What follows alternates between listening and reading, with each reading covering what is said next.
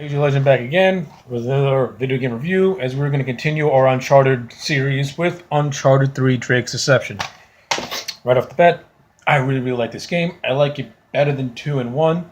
I think Uncharted 3 is vast improvement in terms of, its graphics and things of that nature, its story. I think it's maybe a little slightly better.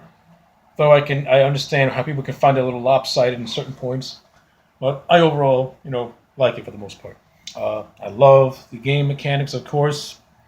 Same thing as Uncharted 2 with maybe like minor additions. Like there's like the new additions that you can catch a grenade in midair and throw it back at a person, and then you can get. This game is also very like hand to hand combat heavy in a lot of certain areas. So you're punching more than you're shooting. And there's also this cool mechanic where like as you're fighting somebody, you can pull the pin of a grenade while in mid punching, and the guy explodes, which is always fun. Uh, Again, I think the story is a little. I think I like the story a little better in this one. The whole premise of this thing is that Nate and the gang are out to look for the Iram of the Pillars. The Atlantis of the Sands, which is in the Arabian Peninsula, in the Rubicali Desert, and that whole landscape of that Arabian Peninsula and the desert itself, it looks fantastic. It looks gorgeous. Uh, there's a couple of cool sequences in this game where it's just like, oh, it looks really good. There's this whole sequence when you're on the ship, and it's it's like, to me, and also it's one of the more uh, I guess you can say one of the more intense moments of the game. It's when you're on this huge tanker, and you're just fighting your way through everything, and that's a cool part of the game. Another cool part of the game is that you're on this plane, and once you fall out of the plane, you land in the desert, and the textures of the sand and the way the sand sticks to Nathan Drake, it's very, very realistic. The conversion from PS3 to PS4 really shows in Uncharted 3, and they take full advantage of it, and it looks fantastic. Again, I love the whole look. I love the whole look of the desert.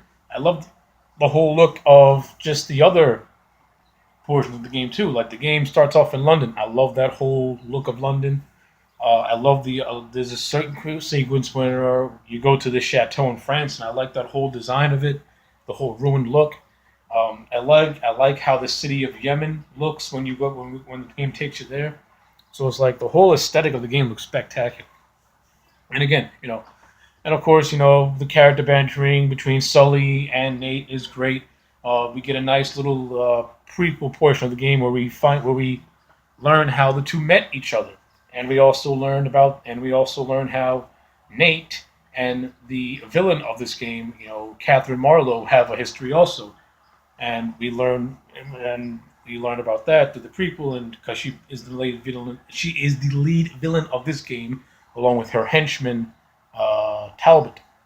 Of course, we also have a new ally in Charlie Cutter, who also who's with Drake, and I like Cutter. To me, he has some funny lines, and I love the bantering that he goes between him, Nate, and Sullivan in the first half of the game.